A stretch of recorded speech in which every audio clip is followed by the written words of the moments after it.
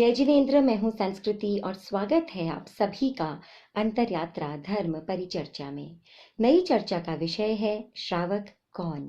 श्रावक शब्द श्रवण से आता है। श्रवण यानी सुनना। जो सुनता है वह श्रावक है। जो धर्म सुनता है और उसे जीवन में अपने व्यवहार में उतारता है वह श्रावक है। धर्म का काम है मनुष्य को मनुष्यता यानी ह्यूमैनिटी समझाना, अच्छा जीवन जीने की कला सिखाना। धर्म के सही मार्ग पर चलने से मनुष्य का जीवन बदलता है। तो हम कौन हैं? क्या हम श्रावक हैं? हमें कैसा होना चाहिए? क्या करना चाहिए? क्या नहीं करना चाहिए? आइए विस्तार से जानते हैं। आइए चलते हैं आज से 2600 वर्ष पहले की दुनिया में। वेगवती नदी के किनारे एक वर्धमान नामक गांव बसा था। एक बार धनदेव नाम का एक व्यापारी यानी बिजनेसमैन माल से भरी हुई गाड़ियां लेकर जा रहा था। चलते चलते वह वर्धमान गांव के पास पहुंचा। उन दिनों नदी में पानी कम था, इसीलिए कीचड़ बहुत हो गया था। इतने कीचड़ भरे रास्ते से बैलगाड़ियों को निकलना मुश्किल हो रहा था। धनदेव के पास एक बहुत अच्छा बैल था। उसे उसने सबसे आगे जोत दिया।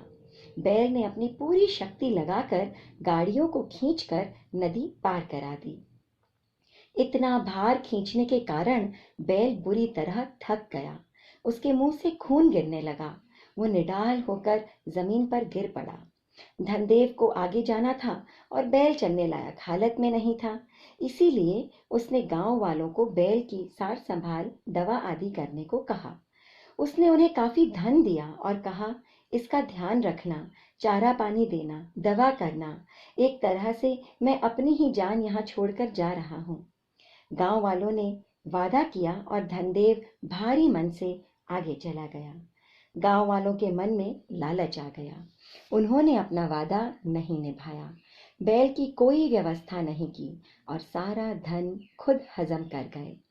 भयंकर गर्मी के मौसम में चलने में असमर्थ बैल भूख प्यास और गर्मी से व्याकुल हो गया और तड़प तड़प कर मर गया।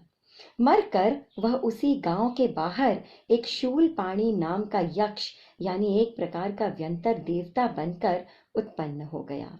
यक्ष ने अवधि ज्ञान लगाकर अपना पिछला जन्म देखा। अपने साथ की गई बेईमानी को देखकर वह गुस्से से आग बबूला हो गया। उसने गांव में महामारी फैला दी। लोग तिल तिल कर मरने लगे।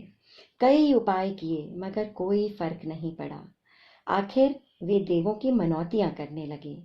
तब शूलपाणी यक्ष प्रकट हुआ और उसने कहा, तुम सब दुरात्मा हो, निर्दयी हो। तुमने उस बैल को सताया है। तुम्हारी धोखेबाजी के कारण ही वह तड़प तड़प कर मरा है। यह उसी पाप का फल है। गांव वाले रोने लगे, गिड़गिड़ाने लगे, बार बार अपनी गलती की क्षमा मांगी। तब यक्ष शांत होकर बोला, इस महामारी से जितने लोग मरे हैं उनकी अस्थियां यानी हड्डियां इकट्ठी करके उन पर एक मंदिर बनाओ और उसमें एक तरफ बैल की मूर्ति स्थापित करो। गांव वालों ने मंदिर बनवाया। महामारी का प्रकोप शांत हो गया। अस्थियों के ढेर के कारण उस गांव का नाम ही अस्थिग्राम या अट्ठिया गांव पड़ गया। भगवान महावीर की साधना का पहला वर्ष चल रहा था। भगवान विचरण करते करते उसी अस्थिग्राम गांव में पहुंचे। उन्होंने गांव वालों से यक्ष मंदिर में रहने की आज्ञा मांगी। गांव वालों ने कहा, बाबा यहाँ मत ठहरना। इस मंदिर का यक्ष बहुत क्रूर और निर्दयी है। रात में रुकने वालों को जिंदा नहीं छोड़ता।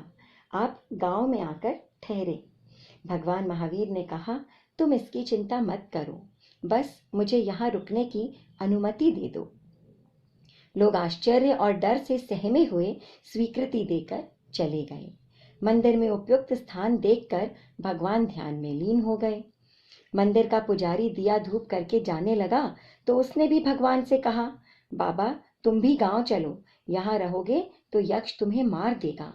महावीर ध्यान में थे, मौन रहे। पुजारी चला गया। अंधेरा होने लगा। तब यक्ष प्रकट हुआ। मंदिर में मनुष्य को देखकर बहुत जोर से अट्टहास किया, बहुत जोर से हंसा।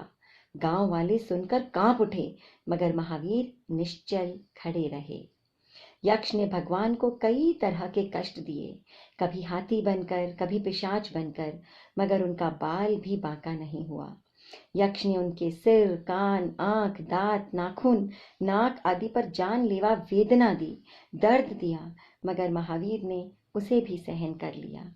यक्ष रात भर भगवान को विचलित करने की कोशिश करता रहा, मगर महावीर टस से मस न हुए।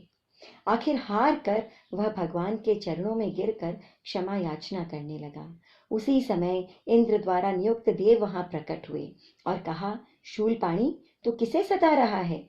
यह महाराज सिद्धार्थ के पुत्र तीर्थंकर वर्धमान हैं। यदि इंद्र को पता चल गया तो तुझे छोड़ेंगे नहीं। शूलपाणी घबरा गया और डर कर बार बार क्षमा याचना करने लगा। आखिर शांत होकर महावीर की स्तुति करने लगा।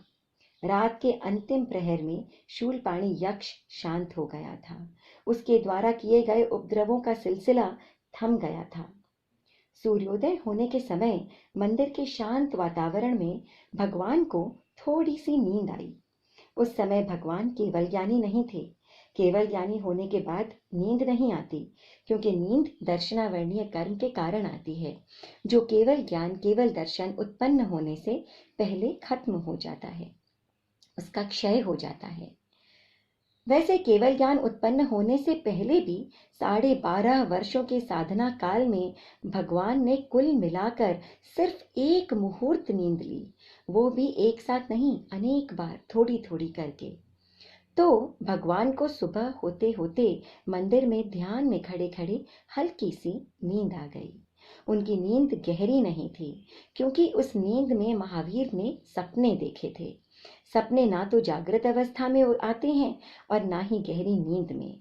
उस समय भगवान अर्ध जागृत अवस्था में थे, हाफ अस्लीप। भगवान ने सपने में क्या देखा, क्या उनके सपने साकार हुए होंगे? जानेंगे अगले हफ्ते। तब तक के लिए आज्ञा दीजिए। ओम अरहम।